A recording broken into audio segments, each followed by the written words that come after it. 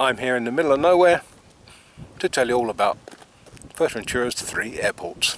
So if you're interested, stay tuned and watch.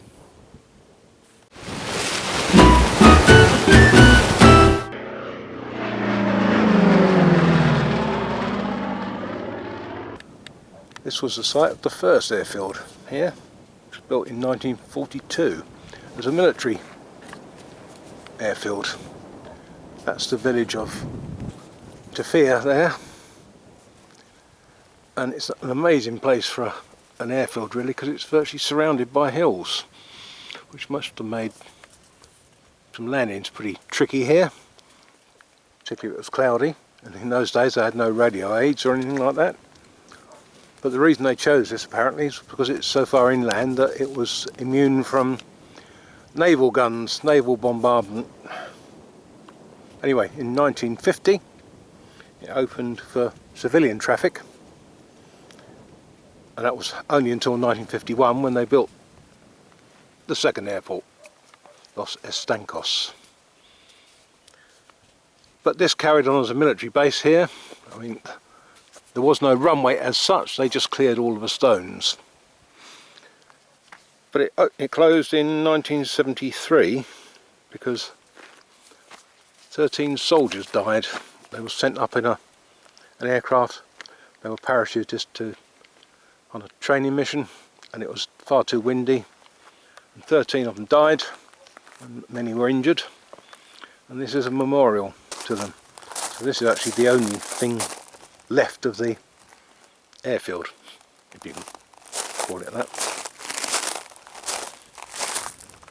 So all of those poor buggers died because they were ordered to do it. Sorry, it was 1972, not 73. The airport closed in 73. 2 sergeants.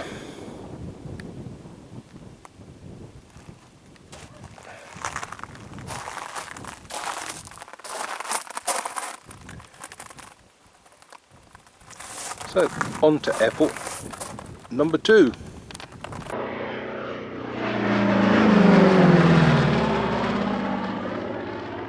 I'm sure many of you would have driven along this road before, when you're going to Catillo, certainly through the mountains, and possibly not even realise that this was once an airport, the airport for the island.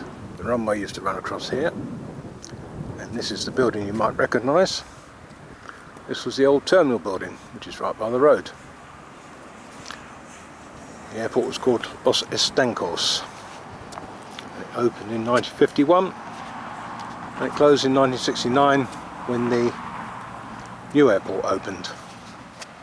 Actually, funny enough, in 1954 it had running water and electricity, and it was one of the few buildings on the whole of the island that actually had both of those. The most flights it ever had in a day was 12, which was in 1966. There were mostly Dakotas landing here that came all the way from the mainland. And it actually reopened again in 1971 briefly when they were doing something to the other airport, the new airport, the runway or something. So it opened briefly again, and that was it. It's never been opened since. And the way it used to operate was this road still went across that way, and the runway went all the way over here, and there was a soldier in a little hut just over there, permanently stationed there, and the control tower used to wave a flag at him and blow a whistle for him to stop the traffic. So there's a better view of the terminal building, which was actually derelict I think until about 2007, something like that, when they restored it, just as well, because I think it's one of the nicest buildings on the island. I've actually got some old photos that I'll overlay if I can find the spots roughly where they were taken. I think one was taken here. So this was actually the terminal and the control tower on the top. I'm not sure it's actually used for anything much anymore. Bit of a shame, isn't it? And then this bit here was a later addition. I think that was where the fire services and things were. The vehicles were kept for the airport, but all the rest of it here is a technology park. They're building around it. It's supposed to be big one day because it goes all the way over there They've put in all the infrastructure, the roads and lighting and everything. Whether anything will ever be built there, who knows, because nothing's been built since the first building was built. But I digress. That's got nothing to do with the airport.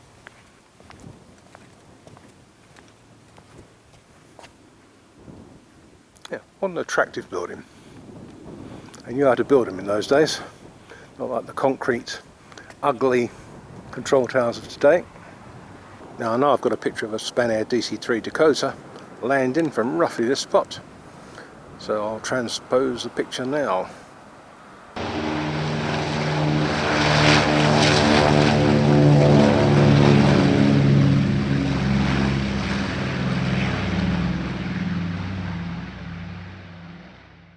This rather reminds me of when I was a teenager growing up, because I only lived a few miles from Heathrow, and my friends and I at school used to spend a lot of evenings in the summer and the weekends at Heathrow plane spotting.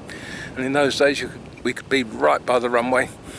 Those days are gone, unfortunately, with most airports, but not here in Fuerteventura, because I've just driven around the back of the airport, and here we are. That's the runway just there. There's the terminal building. Not many aircraft in, just 2 at the moment. But there's one due in a minute, so I'm going to go and film that. Oh, and there's a little executive jet over there. They're probably waiting for me. I'm right next to the runway, or at the end of the runway, next to this, which I must look up, see what it is. Is it a DME or something like that? Let's see if they've got one at the airport. There's the runway lights and things over there, you probably can't see them. So there we are, at the end of the runway, the sea's just there. You could literally have a paddle and have the aircraft fly virtually over the top of your head. And here comes the next aircraft coming in. I'm reliably informed by flight radar that it's a Ryanair flight from Luton. Isn't that exciting?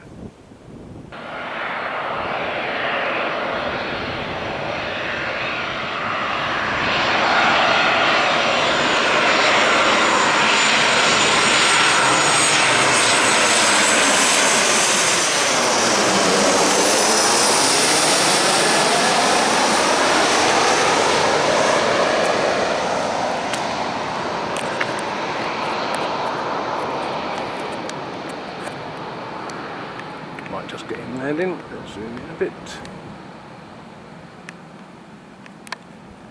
Probably missing him now.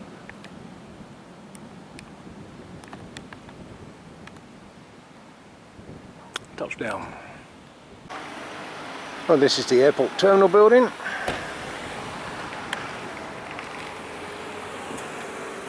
It's a very tiny exhibition at the airport at the moment. This is the original airport. I've either just shown you or I'll be showing you in a minute, depending on which order I do this. They started building it in this one then in 65. Kept on going, and it took till the 14th of September 1969 when it opened. See, as you can see, the terminal was pretty small in those days. The airport from 73 to 75. 75 to 78.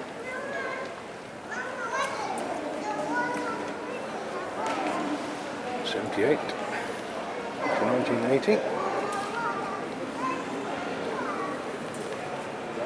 80 to 96, which is when I first came here in 1987. Yeah, it looked a bit like that.